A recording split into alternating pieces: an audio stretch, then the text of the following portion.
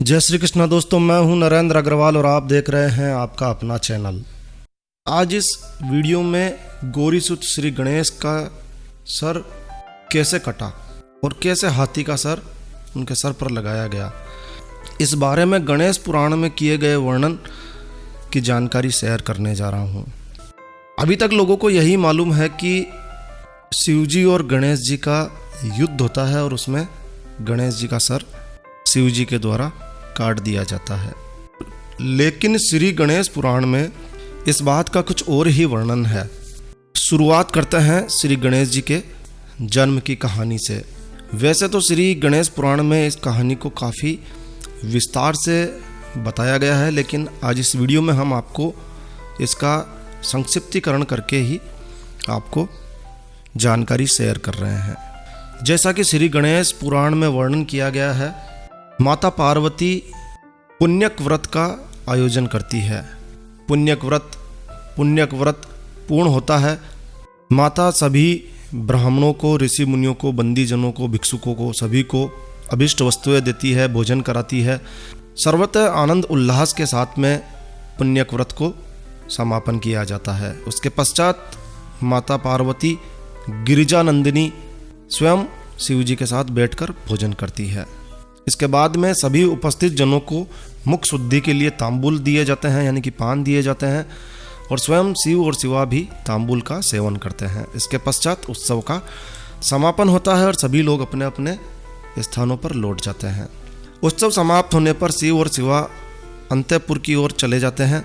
तभी उनके द्वार पर एक दीनहीन कमजोर सा ब्राह्मण आकर आवाज लगाता है, शंभो।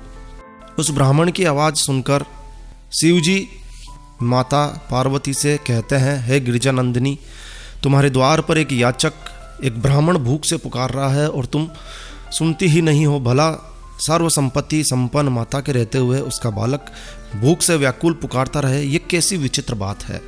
तब ब्राह्मण की पुकार सुनकर शिव और शिवा दोनों ही बाहर निकलते हैं। उन्हें देखते ही दीनहीन ब्राह्मण उनके चरणों में प्रणाम करता है, स्तुति करने लगता है, बोलता है कि हे नाथ, आपके समान कोई दाता नहीं है, हे माता, आपके समान कोई दयावती माता नहीं है। इस तरह से वो ब्राह्मण उपासना करने लगता है शिव और शिवा की। तब माता शैलजा कहती है, हे विप्रवर, मुझे आज्ञा दीजिए कि मैं आपको कौन सा पदार्थ प्रस्तुत करूं। आपकी जो इच्छा हो वही पदार्थ आप मांगिए, मैं आपकी सेवा में उसे उपस्थित करने का प्रयास करूंगी। तब ब्राह्मण कहता है, क्या बताऊं जगत जननी, आप पुत्र विहीना माता का ही मैं एक अनाथ पुत्र हूँ, और मुझे ज्ञात हुआ कि आपने अभी ही व्रतों में सर्वश्रेष्ठ एक महान पुण्यक व्रत का अनुष्ठान पूर्ण किया है। तो आपने जो दुर्लभ सामग्रियाँ इसमें इकट्ठी की है, जो मिष्ठान आपने इसमें बनवाए हैं, जो शीतल जल आपने पीने के लिए मंगाया है, जो मुख शुद्धि के लिए आपने तांबूल प्रस्तुत किए हैं, आप उन्हीं सभी वस्तुओं से मेरा पूजन कीजिए और वही पदार्थ मुझे खिलाइए। इतने खिलाइए कि मेरा पेट तन जाए और मैं इन पदार्थों को खाकर लंबोदर हो जाऊं। माता पार्वती उस ब्राह्मण की बातों को बड़े ही आश्चर्य से सुनने लगती है। वो समझ नहीं पाती है कि ये ब्राह्मण आखिर क्या कह रहा है। ब्राह्मण लगातार बोले ही जा रहा था और अंत में ब्राह्मण बोलता है, माता, आप समस्त कर्मों का फल प्रदान करने वाली है। आपने स्वयं नित्या, सत्या और सनातनी होते हुए भी लोक शिक्षा के लिए तप इत्यादि किए हैं, व्रत उपासना किए हैं, पूजा इत्यादि संपन्न किए हैं, और यही कारण है कि आपके अंक में गोकुलवासी परम ब्रह्म परमात्मा श्री कृष्ण प्रत्येक कल्प में प्रकट होकर क्रीड़ा किया करते हैं। माता पार्वती शिवप्रिया भवानी कुछ कहना ही चाहती थी कि वो ब्राह्मण, तेज मुखमंडल वाले कमजोर से ब्राह्मण देवता अचानक देखते ही देखते अंतर्ध्यान हो जाते हैं। पार्वती जी आश्चर्य से सोच ही रही थी कि ये क्या हुआ, कहाँ गए वो ब्राह्मण देव। वो ब्राह्मण अन्य और कोई नहीं बल्कि गोकुलपति जनार्दन ही थे, जो कि अदृश्य रूप से अंतःपुर में प्रविष्ट होकर माता पार्वती की सैया पर नवजात शिशु के रूप में जा लेटे। उनका वर्ण, उनका तेज करोड़ों चंद्रमाओं के समान था। नेत्र को ज्योति बढ़ाने वाला अनुपम रूप उनका शरीर कामदेव को भी मोहित करने वाला था। अत्यंत अनुपम रूप लिए एक बालक माँ पार्वती के अंतःपुर में पलंग पर लेट जाता है। इधर वो बालक अपने अनुपम हाथ पैर उछाल रहा है, उधर पार्वती जी उस ब्राह्मण के सहसा अदृश्य हो जाने से बड़े दुखी होते हैं। माता पार्वती शिवजी से कहते हैं, प्राणनाथ उस अतिथि ब्राह्मण को देखिए, न जाने कहाँ चला गया। घर के द्वार पर आए हुए अतिथि का इस प्रकार से निराश होकर लौट जाना शुभ नहीं होता है। वो भूख से पीड़ित था और बिना कुछ प्राप्त किए ही चला गया।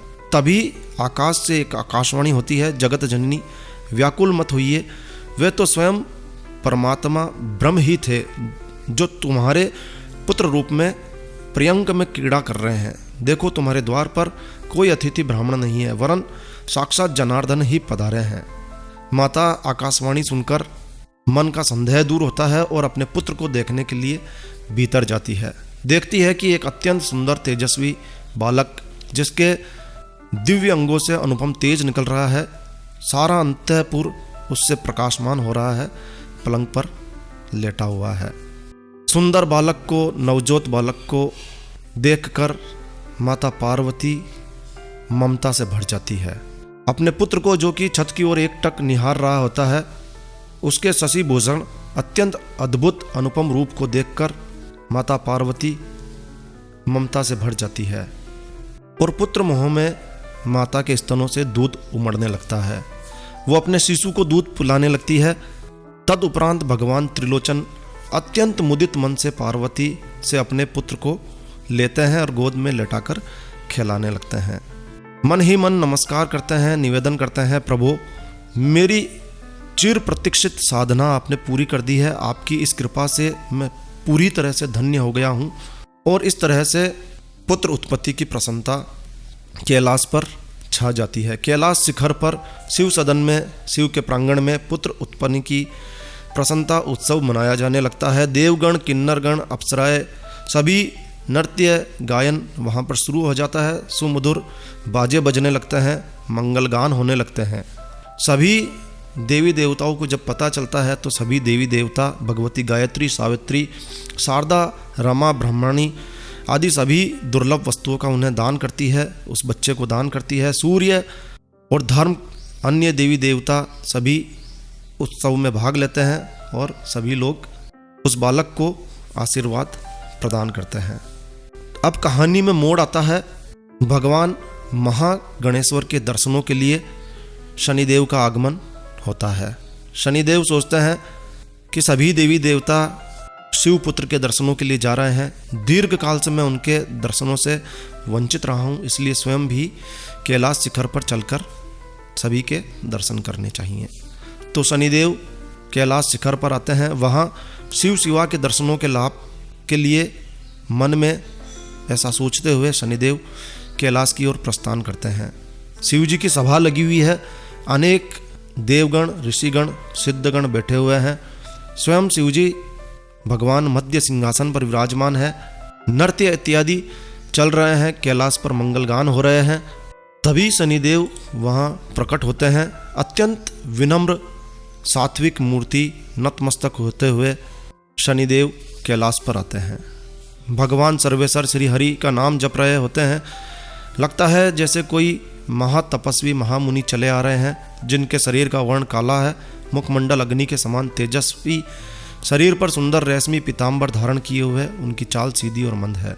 धीरे धीरे शनिदेव भगवान शंकर के समीप पहुंचते हैं।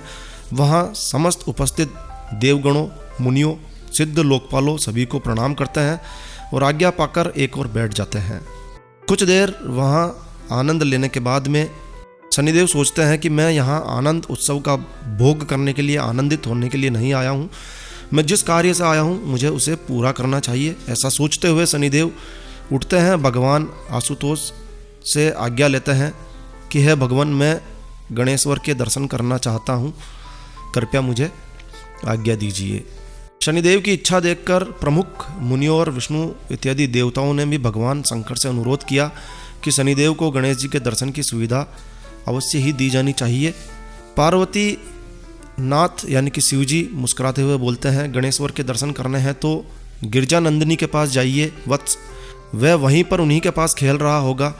तब शनिदेव पूछते हैं, माता पार्वती जी इस समय कहाँ पर होगी? चंद्रशेखर, मुझे वहाँ भेजने की व्यवस्था कीजिए प्रभु। भगवान शंकर नंदी की ओर इशारा करते हैं। नंदी शनिदेव को अपने पास बुलाकर कहते हैं, धीरे से कहते हैं, समाज की शांति भंग मत कीजिए, चुपचाप मंद गति से पार्वती के भवन पर जाइए।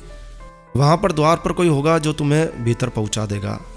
तब शनिदेव वहाँ से निकलते हैं और माता पार्वती के भवन की ओर जाने लगते हैं। शनिदेव को भवन की ओर आते देखकर वहाँ पर विशालाक्ष तन कर खड़े हो जाते हैं। शनि ने देखा कि शिवजी के समान ही रूप, शील, बल वाला विशालाक्ष त्रिशूल तान कर वहाँ पर खड़ा है। शनिदेव वहाँ उनसे विनम्र प्रार्थना करते हैं कि मुझे भीतर जाने दीजिए। शनि की विनम्र प्रार्थना सुनकर भी उन्हें भीतर नहीं जाने दिया जाता है। अब शनिदेव बड़े असमंजस में पड़ जाते हैं, सोचते हैं अब क्या किया जाए। कोई सामान्य पुरुष होता तो उसे दृष्टि मात्र से ही तुरंत दंडित कर देता, पीड़ित कर देता, परंतु यह तो अद्वितीय पुरुष जान पड़ता है जो शिवजी और बैकुंठनाथ विष्णु को भी कुछ नहीं समझता है। इसलिए मुझे इसके प्रति अत्यधिक विनम्रता से व्यवहार करना चाहिए। ऐसा सोचते हुए शनिदेव हाथ जोड़कर उनसे फिर से कहते हैं कि कृपया करके मुझे मेरे अपराध को क्षमा कीजिए और मुझे भीतर जाने दीजिए।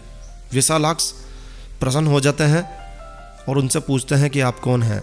बालक के दर्शन की इतनी उत्कंठा क्यों है? प्रश्नों के उत्तर मिलने पर ही कुछ प्रयास किया जा सकता है। शनिदेव कुछ देर विचार करते हैं, फिर उन्हें बताते हैं, मैं सूर्यपुत्र शनि हूँ।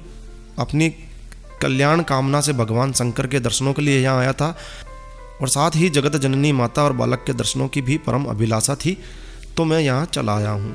भगवान के दर्शन तो हो गए हैं, माता और बालक के दर्शन अभी शेष हैं, तो ये आपकी कृपा से ही हो सकता है। विशालाक्ष बोलते हैं, हे गृहेश्वर, माता की आज्ञा के बगैर मैं तुम्हें भीतर नहीं जाने दूंगा, ये मेरे लिए संभव नहीं है। विशालाक्ष माता की आज्ञा लेने के लिए भीतर जाते हैं। कुछ देर बाद लौटते हैं। माता पार्वती शनिदेव को अंदर आने की आज्ञा दे देती है। तब शनिदेव अंदर आते हैं। हर्षित मन से शनिदेव भीतर पहुंचते हैं। जगत जननी उमा को देखते ही उन्हें प्रणाम और उनकी स्तुति करने लगते हैं। माता ने अपनी देह पर अग्नि के समान तेजस्वी वस्त्र धारण किए हुए हैं, गले में स्वर्ण रत्नादि दिव्यहार इत्यादि पहने हुए हैं और माता पार्वती की गोद में अद्वितीय शिशु विद्यमान है। उनके समक्ष अप्सराएं देवांगनाएं नृत्य कर रही थी। गायन वादन सभी कुछ चल रहा है।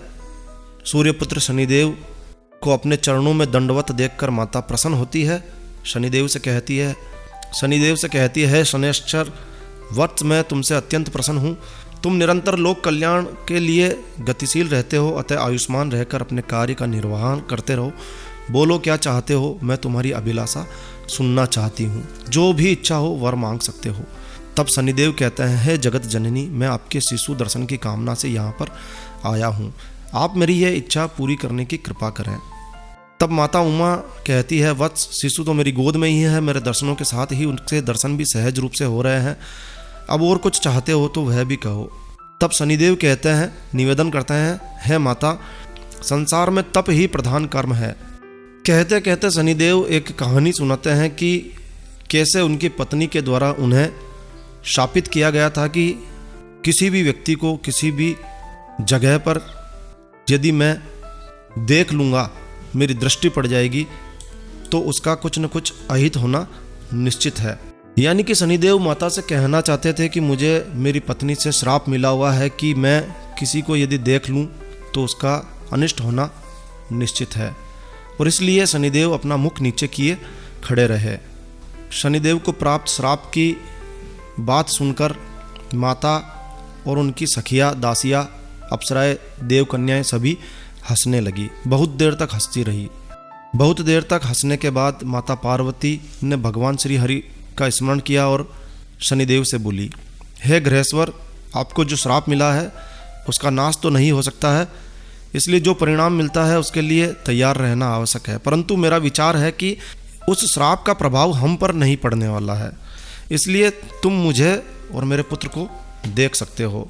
अब शनिदेव बड़े असमंजस में पड़ जाते हैं, इनमें से किसको देखूं या ना देखूं। कहीं ऐसा ना हो जाए कि किसी का अनिष्ट हो जाए, परंतु ना देखने पर भी अनिष्ट होना संभव है, इसलिए चलिए शिशु को ही देख लेता हूँ। शनिदेव ने अपने धर्म को साक्षी करके पार्वती पुत्र को देखने का निश्चय किया, लेकिन पार्वती जी की ओर देखना उन्होंने उचित नहीं समझा। ऐसा निश्चय करके भी आशंका के कारण खिन्न मन वाले शनि के होठ कंठ और तालू सूखने लगे। उन्होंने अपने मन को संयत किया और अपने दाएं नेत्र के एक कोने से शिशु के मुख की ओर देखा। शनिदेव का जैसे ही शिशु का देखना हुआ, उनकी आशंकाएं साकार होने लगी। उनकी दृष्टि पड़ते ही शिशु का मस्तक छिन्न हो गया। यद्यपि शनि ने दाएं नेत्र के केवल कोण से एक झलक ही देखी थी, तथापि शाप का फल ना मिट सका। बालक के मस्तक के भाग से रक्त की अविरल धारा बहने लगी। पार्वती की गोद में रक्त ही रक्त दिखाई देने लगा, परंतु वह छिन्न यानी कि कट चुका था। छिन्न हुआ मस्तक अपने अभिष्ट गोकुल धाम में जाकर भगवान कृष्ण के शरीर में प्रविष्ट हो गया। इस विचित्र घटना से सभी व्याकुल हो गए। देवी गिरिजा नंदिनी तो अत्यंत शोकाकुल हो गई और रोते रोते उन्हें मूर्छा ही आ गई। जो महिलाएं उनसे दूर स्थित थी वो उधर दौड़कर आने लगी। अनेक स्त्रियां पत्थर के समान स्तंभित हो चुकी थी। पार्वती को जगाने का प्रयास किया जाने लगा, लेकिन कोई परिणाम नहीं निकला।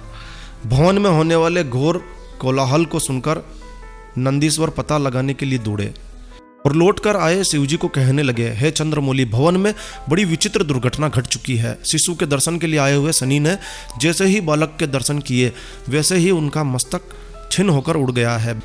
बेचारे शनिदेव दीनहीन सिर झुकाए वहीं खड़े हैं। नंदी की बात सुनकर सभी उपस्थित समाज, सभी देवगण शोकग्रस्त हो जाते हैं। भगवान शंकर तो इतने व्याकुल हो जाते हैं कि उन्हें मूर्छा सी आ जाती है। गिरिराज, हिमाचल, देवराज, इंद्र तथा सभी देव, ऋषि, गंधर्व, किन्नर इत्यादि रोने लगते हैं, रुदन होने लगता है। लेकिन भगवान श्री हरि तुरंत ही गरुड़ का स्मरण करते हैं और कुछ ही देर में गरुड़ वहां पर उपस्थित हो जाता है। भगवान श्री हरि उस पर आरूढ़ होकर उत्तर दिशा की ओर चल पड़ते हैं। इसके बाद में उत्तर दिशा में एक गजराज का सर काट के हथनी के साथ सो रहे होते हैं। श्री हरि विष्णु उसका मस्तक काट कर गणेश जी के लगाते हैं। तो इसके आगे की कहानी काफ़ी अद्भुत कहानी है। ये वीडियो काफ़ी लंबा हो चुका है। यदि आप हाथी के मस्तक काटने की और गणेश जी के लगाने की कहानी भी जानना चाहते हैं तो आप हमें कमेंट कीजिए, लाइक कीजिए इस वीडियो को। हम इसका अगला भाग पार्ट 2 में अवश्य आपके लिए लेकर आएंगे। कुछ लोग हो सकता है कि इस कहानी को झूठा समझे, मन घड़त समझे। ऐसे लोगों से निवेदन है, आप श्री गणेश पुराण का पठन कीजिए। मैं आपको पेज संख्या भी बता देता हूँ। पेज संख्या जो मैंने आपको कहानी वर्णन की है, वो कहानी आपको मिलेगी पेज संख्या 154 से लगातार आप जो है पढ़ सकते हैं इस कहानी को श्री गणेश पुराण में। मैंने तो काफ़ी संक्षेप में इस कहानी को कहा है, इसमें काफ़ी विस्तार से आप इस कहानी को पढ़ सकते हैं। श्री गणेश पुराण में इसका पूरा वर्णन दिया हुआ है। तो दोस्तों, यह जानकारी आपको अच्छी लगी हो, यूज़फुल लगी हो तो कृपया लाइक के बटन पर जरूर क्लिक कीजिए। और यदि आपने हमारा ये चैनल सब्सक्राइब नहीं किया हुआ है तो कृपया चैनल सब्सक्राइब कर लीजिए, क्योंकि इस चैनल पर हम लेकर आते हैं आपके लिए तरह तरह की धार्मिक जानकारियाँ, होम रेमेडीज, होम टिप्स और टेक्निकल नॉलेज। तो सब्सक्राइब करने पर आपको हमारे नए वीडियोज़ की अपलोड्स लगातार निरंतर मिलती रहेगी। तो कृपया चैनल सब्सक्राइब कर लीजिए। तो एक नया वीडियो, एक नई जानकारी लेकर मैं आपका दोस्त नरेंद्र अग्रवाल फिर मिलूंगा। तब तक के लिए stay healthy, stay happy. Thank you for watching my video. Thanks. जय श्री राम, जय हनुमान।